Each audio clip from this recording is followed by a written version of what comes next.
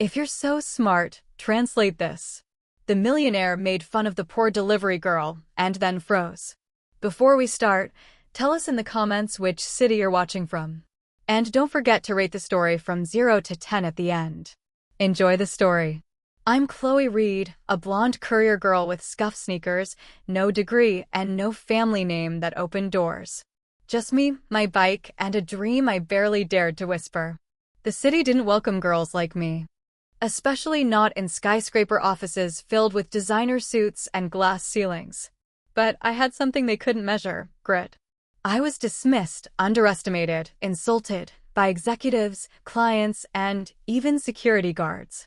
But I listened, I learned, and I climbed. I didn't beg. I proved.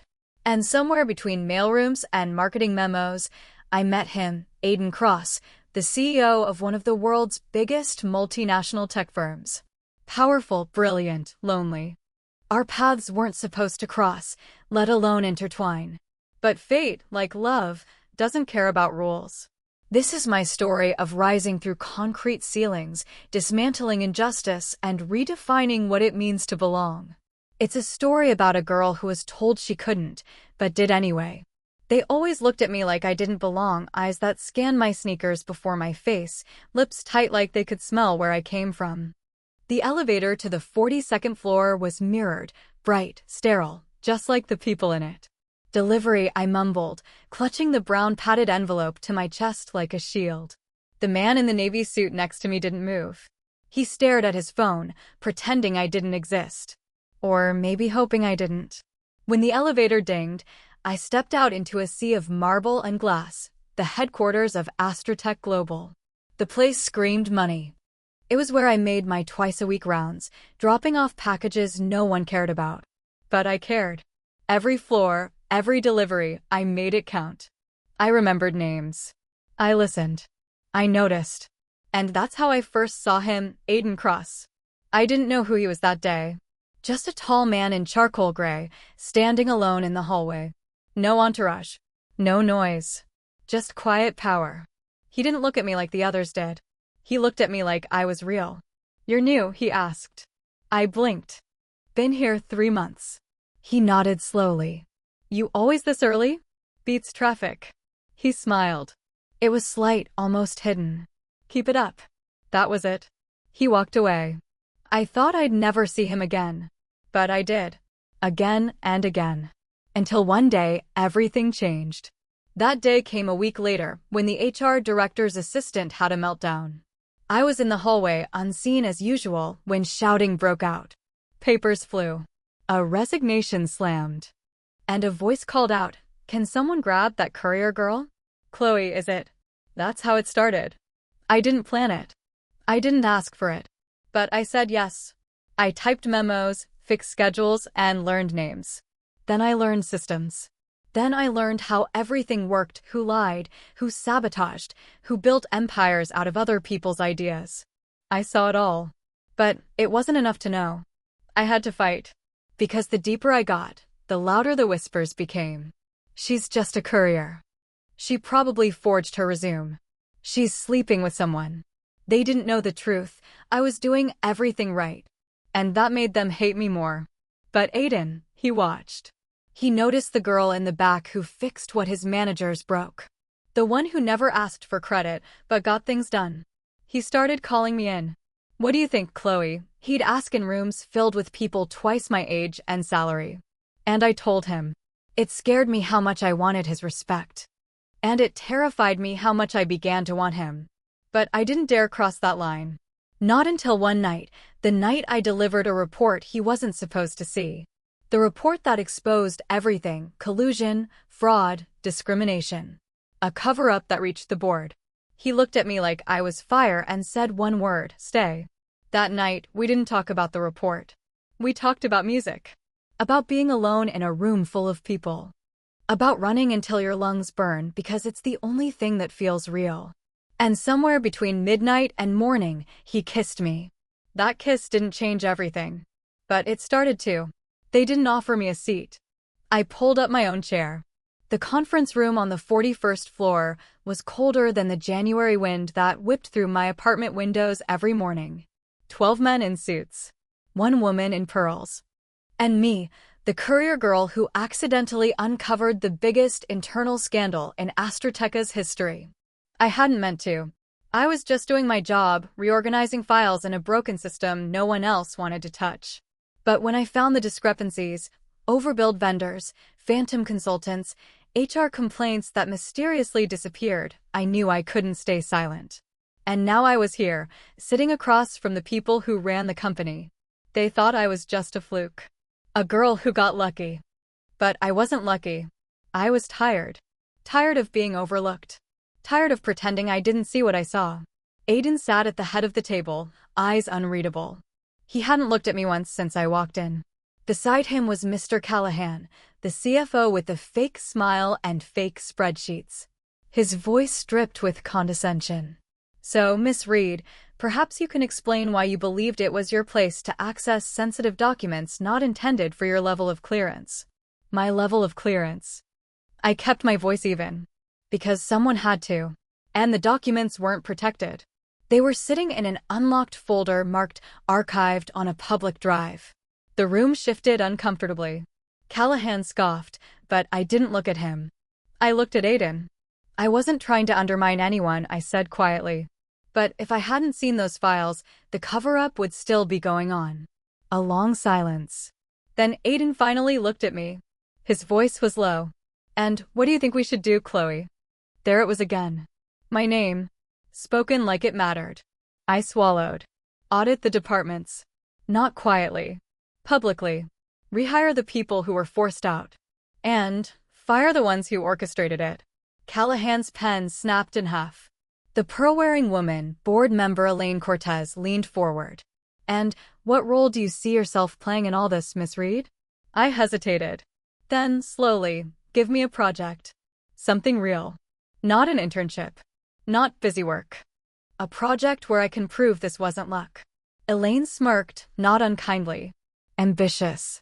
No, I replied. Prepared. Aiden's lips twitched, almost a smile. The meeting ended with no decisions made, just polite nods and awkward silence. But something shifted in that room. They had to start seeing me. Not just the blonde courier girl from the mailroom. But Chloe Reed, the woman who delivered truth no one else had the courage to touch. That afternoon, Aiden called me into his office. I expected tension. Cold formality. Instead, he was leaning against his desk with 2 mugs of coffee, one black, one how I like it. You have no idea how much trouble you've started, he said, handing me the cup. I have some idea. He chuckled. They're scared of you. They should be. His eyes met mine, serious now. You know, this could ruin your future here. Then I guess I'll build a new one somewhere else. He nodded, impressed. You're not like them. I'm not trying to be. He paused. You think I'm like them? I didn't answer. Because I didn't know. Not yet. That's the hardest part about power. You never know if it's going to protect you or crush you. But I wanted to believe he was different. The way he listened. The way he didn't talk over me in meetings. The way he didn't flinch when I challenged him. There was something raw and unguarded in him, something lonely. We didn't talk about the kiss. But I remembered how he looked at me before he leaned in, like I was gravity, and he didn't want to fight it anymore.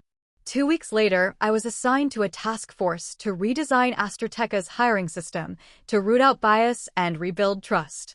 Not a small task. But I didn't flinch. I showed up to the first meeting in my only blazer, with printouts, flowcharts, and a steel spine. I knew they were watching, waiting for me to mess up. But I didn't. Because I couldn't. I was doing this for every girl who was told she didn't look the part. Every courier who was smarter than their boss. Every intern who knew more than the VP in the corner office. I was doing this for the younger version of me, the one who used to practice fake interviews in the mirror with a hairbrush mic, dreaming of a world that never called back. But now, the world had no choice but to listen. And I was just getting started. You can always tell when a room changes. Not from the lighting or the furniture, but from the people. The way conversations stop a second too late when you enter. The sudden interest in ceiling tiles. The frozen smiles. That's how I knew I'd become a threat. Not a novelty. Not a curiosity. A threat. After the board meeting, after the kiss we weren't talking about, after the promotion I technically didn't have yet, things at AstraTech got colder. Not from Aiden. From everyone else. They didn't say it out loud, but the message was clear. She didn't earn it.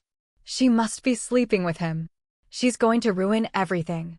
I felt it in every passive-aggressive email. Every meeting I wasn't invited to. Every file that suddenly couldn't be found. But I didn't stop. I kept building the hiring reform system they assigned me, breaking down old pipelines, rewriting biased job descriptions, mapping out new partnerships with diverse colleges. I worked nights. I worked weekends. I became a ghost in my own life. And someone noticed. "Hey, you got a minute?" a voice asked as I stepped out of the elevator. It was Talia Winters, head of employee development, smart as hell, sharp as glass, and someone I wasn't sure I could trust yet. "Sure," I said carefully. She looked around and lowered her voice. "Watch your back." My heart stuttered. "What do you mean?" She handed me a file. No words. Just walked away. Inside the file, screenshots, printouts, internal memos. All with my name on them. All manipulated to make it look like I had leaked confidential employee data, the kind of thing that could get you fired, blacklisted, even sued. My throat dried. The final page was a formal complaint. Anonymous. But I recognized the phrasing. The way it pretended to be objective. Clean. Measured. I'd heard it before. From one voice. Tanner Whitmore. A senior manager. Part of the old guard. The kind of man who hated change, especially when it came wearing cheap shoes and a ponytail. I swallowed hard and walked straight to Aiden's office. He looked up from his desk. "Chloe?" I dropped the file in front of him. "They're trying to frame me." He flipped through it, eyes narrowing with every page. "Who gave you this?" "Talia." His gaze sharpened. That was smart of her.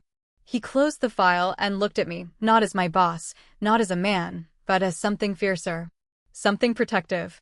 "I'll handle it," he said quietly. "No," I said. "We'll handle it." That night, I stayed late. Most of the lights on the 40th floor were off. The office felt like a glass skeleton under moonlight. I sat at my desk, redrafting the vetting protocols for hiring. My fingers trembled slightly, but I kept going. They were trying to scare me. That meant I was doing something right. Around midnight, I heard footsteps. I turned, expecting a janitor. It was Aiden. He looked tired. Rumpled shirt. No tie. Coffee in hand. "I couldn't sleep," he said. "Figured I'd check in." I nodded.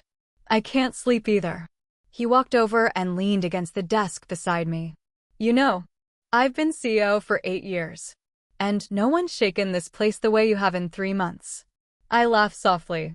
"Is that a compliment or a warning?" He smiled, but it didn't reach his eyes. "It's a promise. You're going to change this company, Chloe. Maybe even change me." The air between us felt charged, like static before lightning.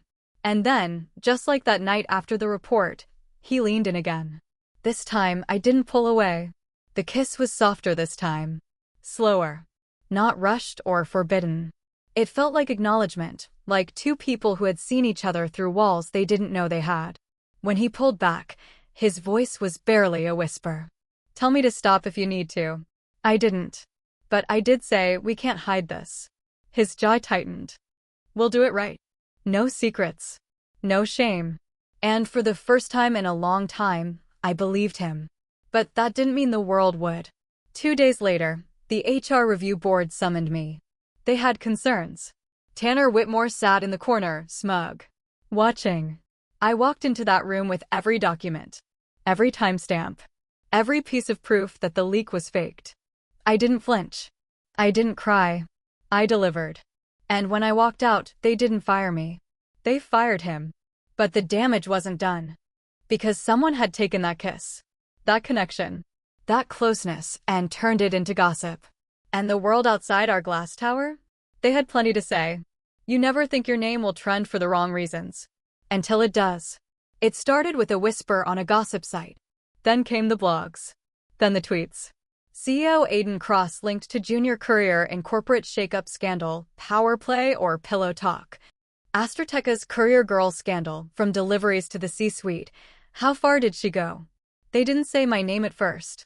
Just blonde girl, unqualified employee, mystery woman. But by the third day, they said it loud. Chloe Reed. And they said it like it was a curse. The office turned into a fishbowl. Eyes everywhere. Whispers behind coffee mugs. My inbox flooded with spam. My voicemail filled with fake offers, interviews, invitations to tell my side. I didn't speak. Because what was I supposed to say? That it was real? That we hadn't planned it? That I was more than what they painted me to be? People don't want truth. They want blood. Even Aiden couldn't stop the storm. He tried. Issued a calm, measured company statement. Took full responsibility. Denied favoritism. Confirmed we were seeing each other, and confirmed I was still on the hiring reform project by merit. But it didn't matter. Because somewhere along the way, I'd stopped being a person. I'd become a symbol. A symbol of everything they hated and feared. A girl who wasn't supposed to make it, making it. You need to lay low for a while, Ethan said in a meeting that Friday. Ethan Bennett. Coup. Aiden's younger brother. Smart. Strategic. Quietly furious. I'm not a scandal, Ethan, I said. No, Chloe. You're a lightning rod, he replied. And that's exactly why they're going to try and fry you. Aiden didn't speak. He sat across the room, hands folded, jaw tight. We hadn't talked alone in 2 days. And it hurt. What's your plan? I finally asked him.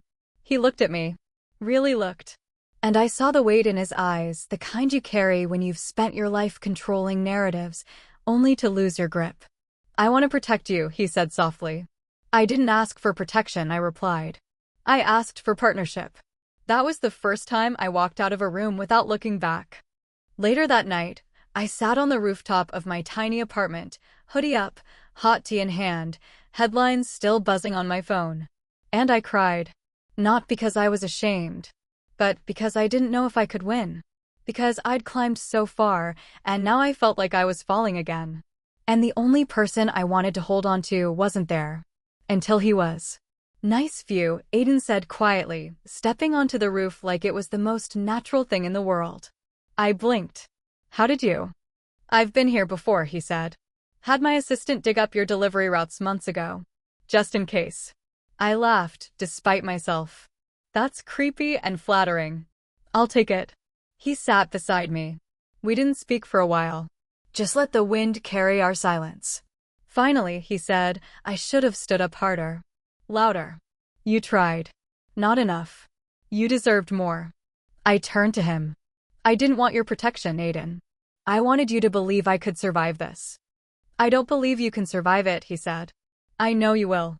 His hand found mine. I'm thinking of stepping down, he added, voice low. Taking a leave of absence. Maybe permanently. I stared. What? They're not going to let us win while I'm in charge. That's not fair. Neither is life. He smiled faintly. But I'm tired of playing their game. I built something I'm no longer proud of. Maybe it's time to build something new. With you. My heart stumbled. Are you asking me to run away with you? No, he said. I'm asking if you'll build something real with me, something that doesn't need approval from people who'll never understand either of us. And I realized something then. This man, this CEO, this power broker, wasn't offering me pity or an escape. He was offering me a choice. A new beginning. 3 weeks later, Aiden Cross officially stepped down as CEO of AstraTech. The media exploded. But we didn't hide. We walked out together. Publicly. United. And we didn't answer a single question. Instead, we opened something small. Quiet. Ours. A cafe in the heart of the city built in the shell of an old tech warehouse. It didn't have glass walls or investor meetings. But it had poetry nights, college kids with startup dreams, and baristas who spoke 3 languages. And every cup came with a handwritten message under the lid, you belong. It wasn't flashy. But it was real. And for the first time in my life, so was I. The bell over the cafe door chimed like it always did. But this time, I didn't look up. I was behind the counter, sleeves rolled, hair tied back, pouring espresso shots like therapy. It was our first busy Saturday, and the new art students from down the street had just discovered our chai lattes. Aiden was in the back, fixing a jammed receipt printer. He liked being useful now, not as a CEO, but as a man who could repair small things with his hands. We were doing fine. Until I heard her voice. "Chloe?" My hands froze. The milk hissed over. I turned slowly, heart already sinking. Standing in the doorway, like a ghost in designer boots, was my mother. I hadn't seen her in 7 years. Not since she left me on my 18th birthday with a suitcase, a fake smile, and a whisper of, "I just can't do this anymore." She was older now. Not by much. Still polished. Still distant. "Mom," I said quietly, like testing the edge of a knife. She stepped inside, eyes scanning the place. "It's charming. Why are you here?" "I saw you on the news." Of course she had. Everyone had. "You always said I wouldn't make it," I said. Guess that headline was hard to swallow. She flinched. "I didn't come to fight." "Then what did you come for?" She looked tired. More human than I remembered. Her voice dropped.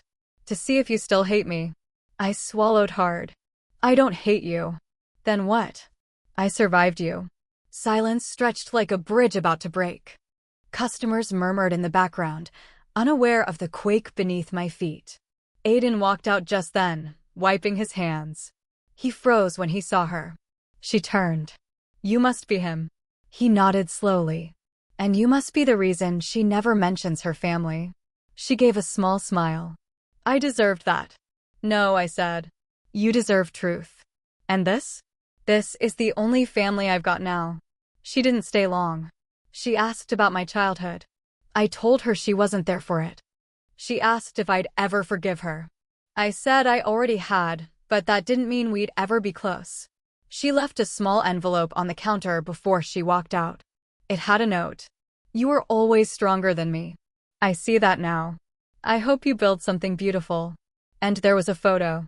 Me, age 6, standing in front of a rundown apartment building, holding a delivery slip in one hand, a plastic microphone in the other. I looked happy. I had forgotten that smile. That night, Aiden and I sat on the roof again. I didn't think seeing her would hurt, I admitted. He passed me a blanket. Even ghosts leave bruises. I leaned into him. "She's not coming back." "I don't want her to. You don't have to explain it. I just want to be better than where I came from." "You already are." And somehow, hearing that from him, the man who had seen me rise, fall, and rise again, mattered more than any apology she could ever give. The next morning, the cafe was busier than ever. People kept coming. Not because of our past, but because of what we created. A place where no one asked where you came from, only where you wanted to go. It started with a blog post. A college student came in one rainy afternoon, ordered a cappuccino, and left behind a glowing review. I walked into Cafe Revival and found more than caffeine. I found warmth, purpose, and a message under my cup lid that said, "You're more than what they called you." Who are these people? The post went viral in under 48 hours. By Monday, there was a line out the door. By Wednesday, a camera crew showed up. And by Friday, the investors came calling. I was in the middle of unloading a pastry delivery when Aiden walked in, his expression unreadable. He dropped a sleek envelope on the counter. "Board seat," he said. I stared at it. "What?" "They want me back. Not as CEO, not yet, but as chairman." Silent oversight. Public face. Damage control. My stomach sank. "Is this what you want?" He didn't answer. And that silence told me everything. That night, we sat across from each other in our tiny apartment above the cafe. The dishes were done. The windows open. But the air between us was heavy. "I didn't ask for all this," he finally said. "But the company, it's falling apart without direction." Ethan stretched thin. "The board's scared. They think if I return quietly, things will stabilize." "Do you want to return?" I asked again. He looked at me. "Part of me does." "And the other part?" He reached for my hand. "Doesn't want to lose this." I pulled away gently. "Aiden, if you're going back to fix things, do it for you. Not for me.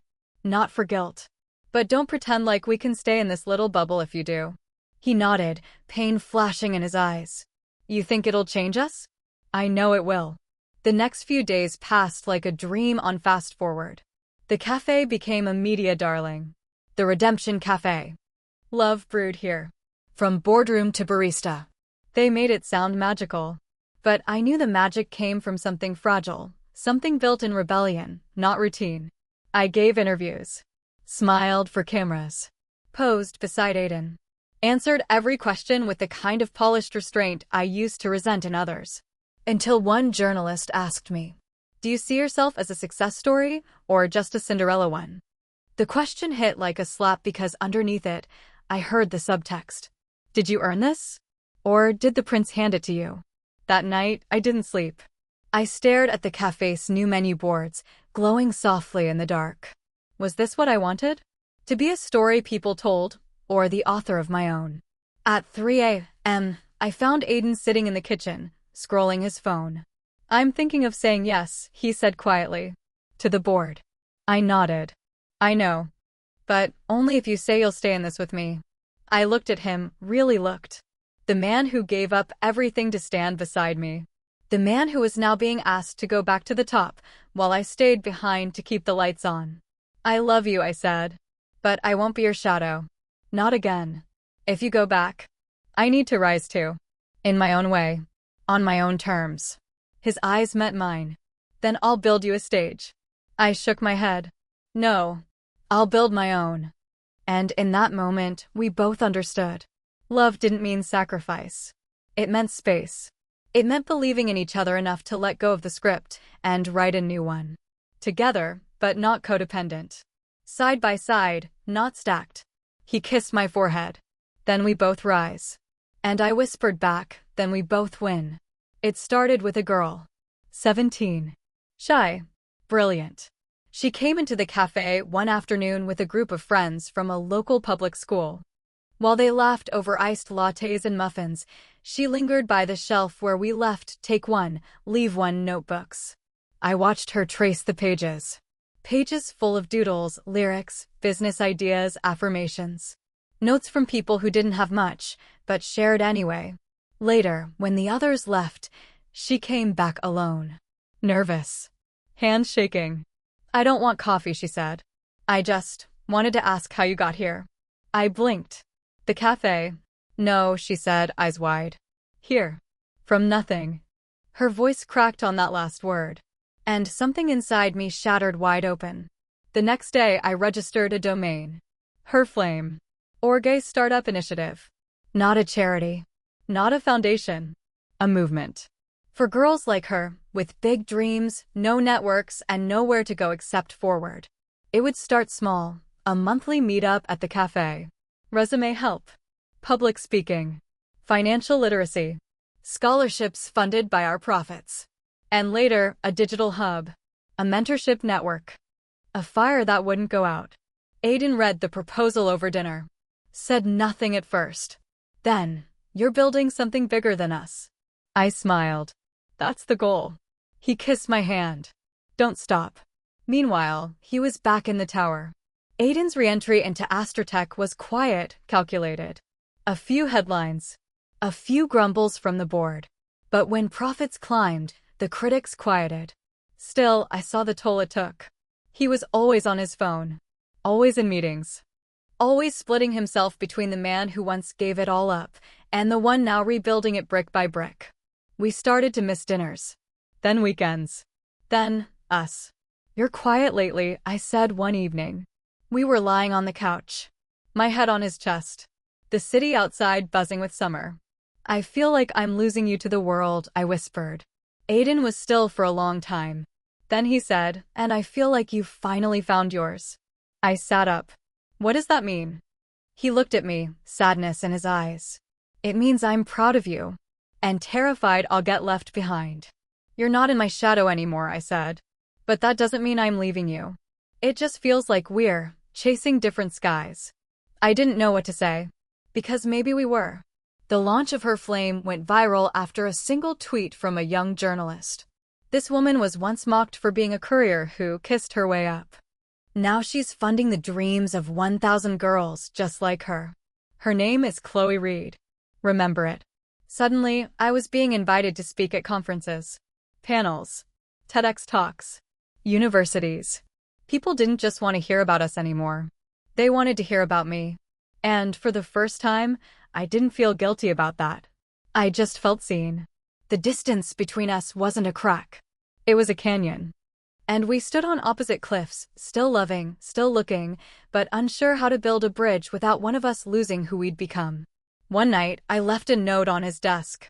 I don't want a love that shrinks me. And I don't want you to shrink for me either. Maybe the strongest love is the kind that allows space.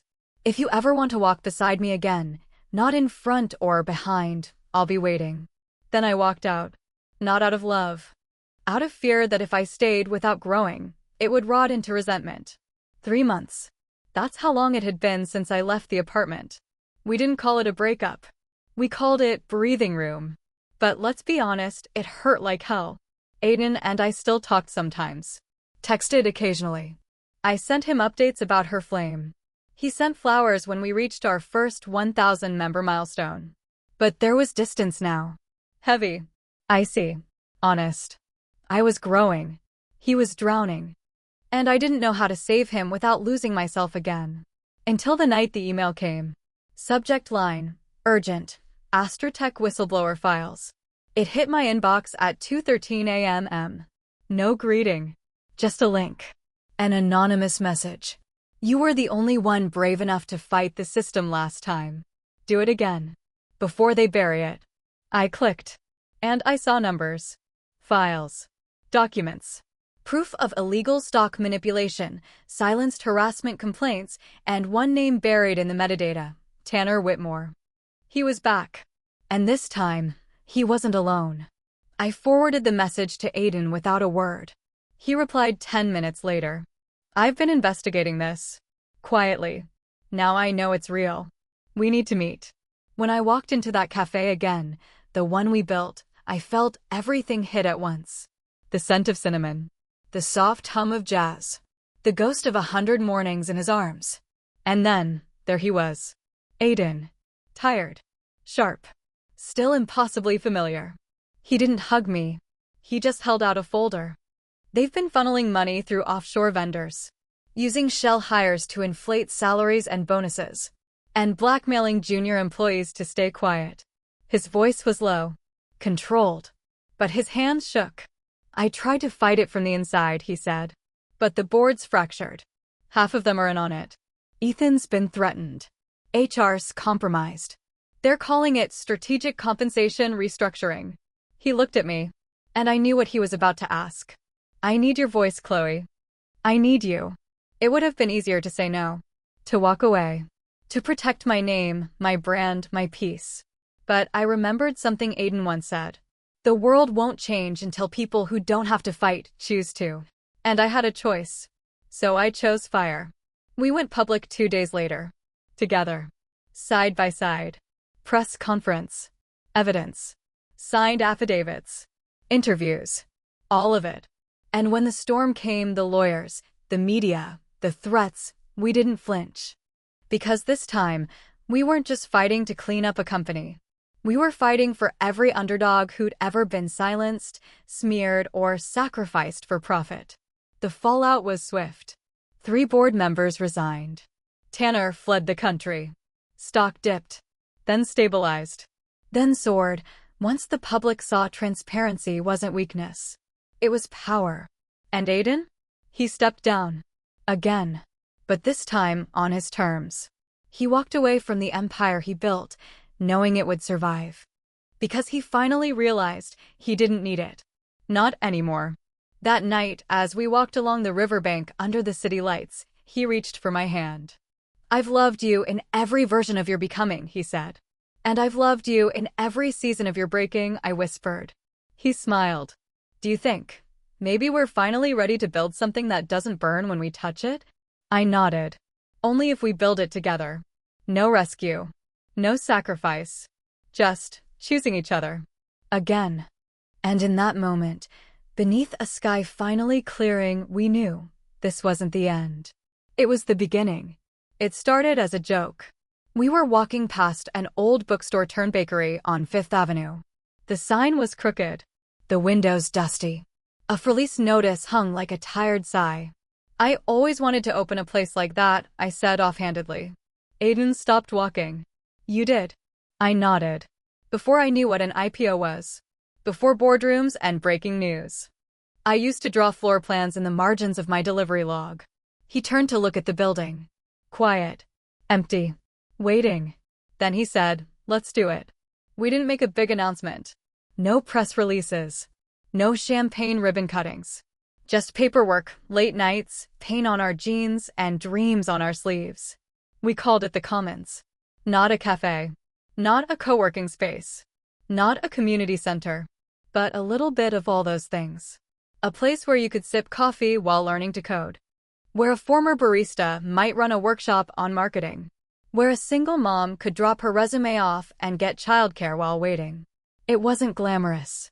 But it was real. And every corner of it had a story, ours, and everyone who walked through the doors. At night, we stayed late. Laughed over paint spills. Danced barefoot on the unfinished floors. Shared cold pizza under bare light bulbs. It wasn't the penthouse. But it felt more like home than anywhere we'd ever been. I don't miss the tower, Aiden admitted one night, hands covered in dust. I don't miss proving myself, I replied. We both exhaled, like we'd been holding that in for years. One morning, I found him standing in the middle of the lobby. Just standing there. Hands in his pockets. Looking around like he saw something I couldn't yet. I walked up beside him. You okay? He turned to me, and his eyes were glassy. I've built things my whole life, he said. Companies. Deals. Reputations. But nothing that felt like this. Nothing that felt like ours. He reached into his pocket and pulled out a small box. My heart stopped. Chloe Reed, he said, you've rewritten every story I ever told myself about love. You've challenged me, forgiven me, rebuilt me. And you've never asked me to be anything but the most honest version of myself. He opened the box. A simple gold ring. No diamonds. Just engraving on the inside, no rescue. Just choice. He knelt down. Will you marry me? Tears blurred my vision. And all I could say was yes. God, yes. We didn't wait. 3 weeks later, we got married in the middle of the Commons. Mismatched chairs. Twinkle lights from the hardware store. My dress was vintage. His suit still had paint on the cuffs.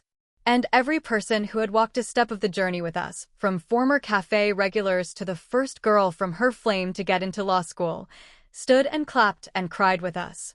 It wasn't about wealth. It was about truth. Two broken, bold, beautifully stubborn people who refused to let the world tell them who to be. That night, as we slow danced on the roof under string lights and stars, Aiden whispered. We didn't just rewrite the ending. I looked up at him. What did we do? We started a new genre. Some mornings, I still wake up thinking I have a package to deliver. I'll reach for a clipboard that isn't there. Feel the echo of sneakers on concrete. Smell the city's morning breath, hot asphalt, and burnt espresso, and then I remember. That girl isn't gone. She's just evolved. Because every version of me still lives inside the woman I became. The courier. The ghost in the hallway. The scandal. The speaker. The storm. And now, the wife. The builder. The revolution. It's been a year since our wedding. The Commons is thriving. We now host Resume clinics, startup incubators, and poetry nights that regularly sell out. We've partnered with schools. Hired graduates from her flame. And we never stopped printing those little messages under our coffee lids. You belong. Your story matters. Keep going. You're allowed to take up space. Some people roll their eyes at it. That's fine. Because the girl I used to be, she would have needed that message on a bad day. And if one person reads it at just the right moment, we've already won. Aiden consults now. Chooses the projects that align with his values. He no longer defines success by stock prices. He defines it by peace. By the way our Sunday mornings feel slow and warm and uninterrupted. By the way he sometimes looks at me and says, you know, Chloe, you changed everything. And I always say back, no. We did. Last week, someone from a global leadership summit invited me to speak. Not because I married a former CEO. Not because of a scandal. But because they said I redefine modern leadership through resilience and humanity. I said yes. But I opened with this. I started as a courier. I was underestimated, dismissed. But I listened. I learned. I stayed kind when they expected bitterness. And I chose not to become who the world told me I had to be. I chose to become me. The room was silent. Not because they didn't believe me, but because they finally did. And now, when I sit by the window at closing time, lights dimmed, city quiet, I see her again. The blonde girl with the ponytail and the hustle. Who was called names? Who had coffee spilled on her in boardrooms? Who got accused? Doubted? Overlooked? She looks back at me through the glass. And she smiles. Because we made it. Not to the top. But somewhere better. We made it home.